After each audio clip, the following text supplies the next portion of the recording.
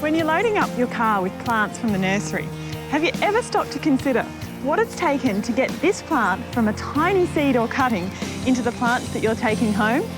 Well, depending on the plant and the size of the pot you choose, they could have been nurtured for several years to reach these mature plants that you want to put in your garden. Take this guy, for example. He's still a baby, isn't he? But this grass tree is actually already 2 years old. So to demystify the process of seed harvesting, propagation and growing on plants, I've come here to Habitat Links, a production nursery on the outskirts of Melbourne. Here they grow plants up to size, ready for sale from either seeds or cuttings. And seed collecting can be a huge task. To do this, they need knowledge of the plant's growing cycle, so they know when is the time to harvest the seed. Some seeds need to be woken up before they'll germinate.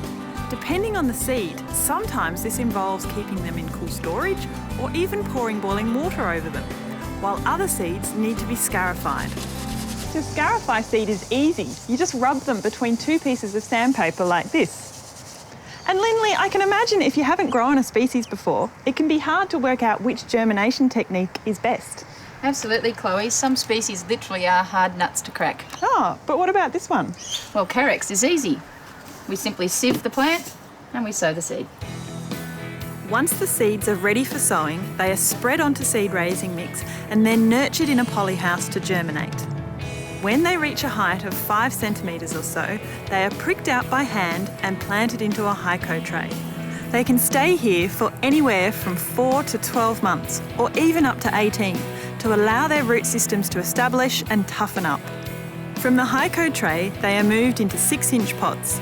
Then after flowering, the seed is taken and the cycle begins again. Cuttings, on the other hand, are taken from already established plants and individually placed into these propagation trays. And while it might seem like an easy way of producing more plants, some can be a bit fickle and they won't necessarily set roots from their cutting. Have a look at these Westringia. They've had a particularly bad season this year and none of them will be suitable for repotting.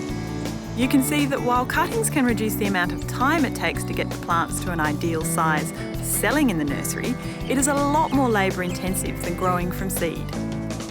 So for a plant to go from a seed or a cutting to an 8-inch pot like this one, it could have been repotted up to 4 times, and over a period of months or even years. A blackwood like this one is nearly 3 years old and would make a wonderful tree in your garden.